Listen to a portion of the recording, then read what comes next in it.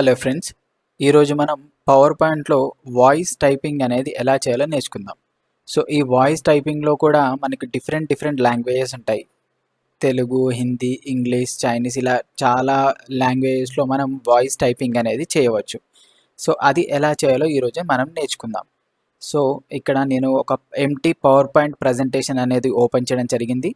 So దాని తర్వాత ఇక్కడ మెనూలో ఇన్సెర్ట్ అనే దాంట్లోకి వెళ్ళండి. సో ఒక టెక్స్ట్ బాక్స్ అనేది ఇన్సర్ట్ చేసుకోండి. అంటే మనం వాయిస్ టైపింగ్ చేసేటప్పుడు అది ఎక్కడైనా మనకి పేస్ట్ అవ్వాలి కాబట్టి ఒక టెక్స్ట్ బాక్స్ తీసుకొని దాని తర్వాత హోమ్లోకి వెళ్తే మీకు డిక్టేట్ అనే ఒక ఆప్షన్ కనబడుతుంది. సో దాంట్లో క్లిక్ చేస్తే ఇక్కడ మీకు లాంగ్వేజెస్ ఉంటాయి చూడండి. మీరు మాట్లాడే లాంగ్వేజ్ని బట్టి మీరు సెలెక్ట్ చేసుకొని మీరు దానికి చెప్తే ఆటోమేటిక్గా డిక్టేట్ చేస్తుంటే ఆటోమేటిక్గా టెక్స్ట్ అనేది అక్కడ పేస్ట్ అయిపోతూ ఉంటుంది. సో మనం ఫస్ట్గా ఇంగ్లీష్ అనేది ట్రై చేద్దాం. నేను ఇంగ్లీష్ సెలెక్ట్ చేసుకున్నాను. ఈ డిక్టేట్ అనే దాని మీద క్లిక్ చేయండి. సో మీకు ఇక్కడ చూడండి ఆటోమేటిక్గా నాకు వాయిస్ అనేది అక్కడ వచ్చేస్తూ ఉంది. సో నీకు రికార్డింగ్ అనే బటన్ కనబడుతుంది రెడ్ కలర్గా. సో అది ఆటోమేటిక్గా వచ్చేస్తుంది. సో ఇప్పుడు మనం ఏదైనా చెప్దాం దీనికి. Hello, how are you. చూడండి లాస్ట్లో మనకి పేస్ట్ అయింది. హలో, హౌ ఆర్ యూ అనేది ఇట్లా పేస్ట్ అయింది. సో ఒక్కసారి మళ్ళీ అంతా తీసేసి hi, how are you. So ఇక్కడ మీకు చూసుకున్నట్లయితే మనం అన్నది మనకి ఆటోమేటిక్గా ఇంగ్లీష్లో వచ్చేసింది. సో ఇప్పుడు నేను ఇంగ్లీష్ కాకుండా తెలుగు చూద్దాం.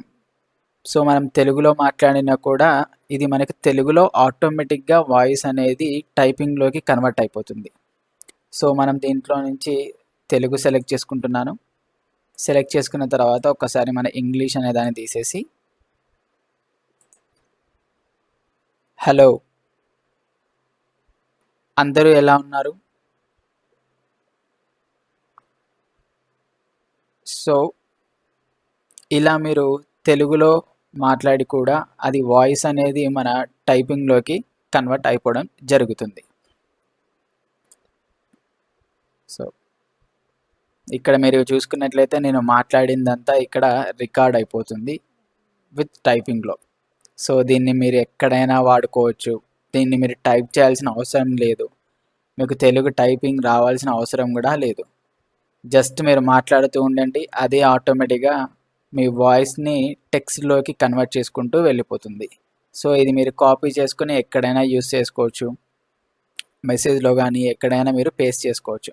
సో ఇలా మీరు ఈ డిక్టేట్ అనే దాన్ని యూజ్ చేసి మీ వాయిస్ని టైపింగ్లోకి కన్వర్ట్ చేయొచ్చు. అది కూడా మీరు డిఫరెంట్ లాంగ్వేజెస్ అనేవి యూజ్ చేసి మీ వాయిస్ అనేది టైపింగ్లోకి కన్వర్ట్ చేయొచ్చు.